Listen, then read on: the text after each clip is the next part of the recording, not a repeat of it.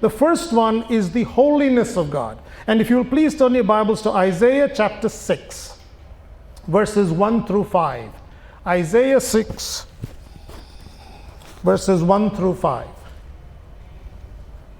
And let me just read it for us. This is a very self-explanatory passage. It is talking about Isaiah, who is a prophet of the Old Testament, and he had a vision of God, and it completely changed his trajectory from that point on.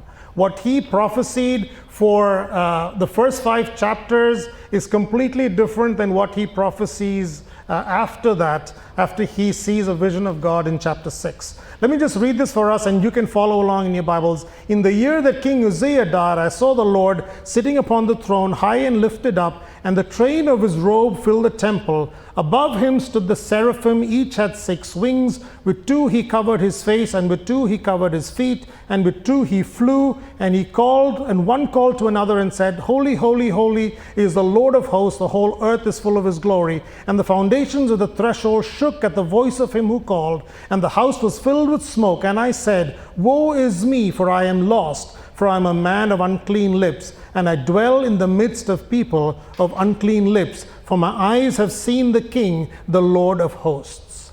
The holiness of God is about the purity of God, and that is an attribute of God that we cannot grasp at all.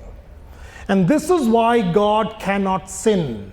He is so holy. In fact, it is a holiness of God that defines all his other attributes. So, for example, you know about the holy love of God, the holy anger of God. Every attribute of God is defined by the holiness of God.